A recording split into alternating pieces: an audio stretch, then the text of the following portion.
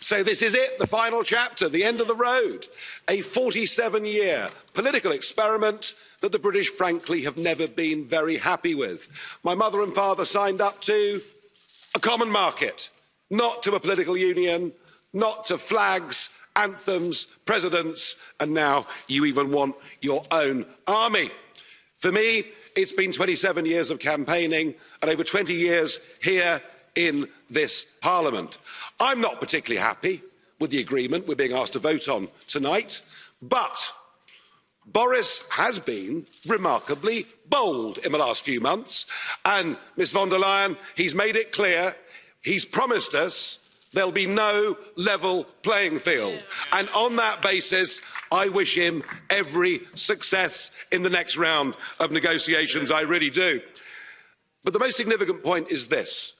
What happens at 11 p.m. this Friday, the 31st of January 2020, marks the point of no return. Once we've left, we are never coming back, and the rest, frankly, is detail. We're going, we will be gone. And that should be the summit of my own political ambitions. I walked in here, as I've said before, you all thought it was terribly funny. You stopped laughing in 2016. But my view has changed of Europe since I joined. In 2005, I saw the constitution that had been drafted by Giscard and others. I saw it rejected by the French in a referendum. I saw it rejected by the Dutch in a referendum. And I saw you in these institutions ignore them, bring it back as the Lisbon Treaty and boast you could ram it through without there being referendums. Well, the Irish did have a vote and did say no and were forced to vote again. You're very good at making people vote again, but what we've proved is the British are too big to bully, thank goodness.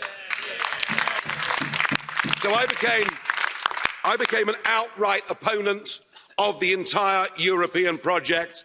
I want Brexit to start a debate across the rest of Europe. What do we want from Europe?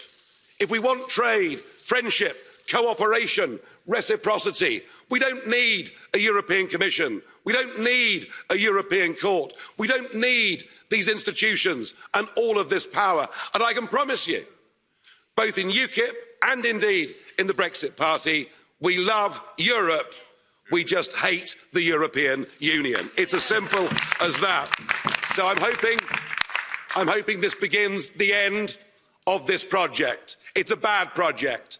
It isn't just undemocratic, it's anti-democratic, and it puts in that front row. It gives people power without accountability. People who cannot be held to account by the electorate, and that is an unacceptable structure. Indeed, there's an historic battle going on now across the West, in Europe, America, and elsewhere.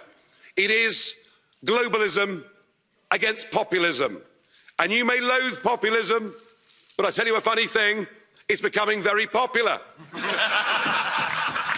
And it has great benefits. No more financial contributions, no more European Court of Justice, no more common fisheries policy, no more being talked down to, no more being bullied, no more Guy Verhofstadt. I mean, what's not to like? I know you're going to miss us.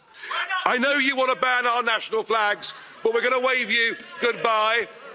And we'll look forward in the future to working with you as sovereign. If you disobey the rules, you get cut off. Could we please remove the flags?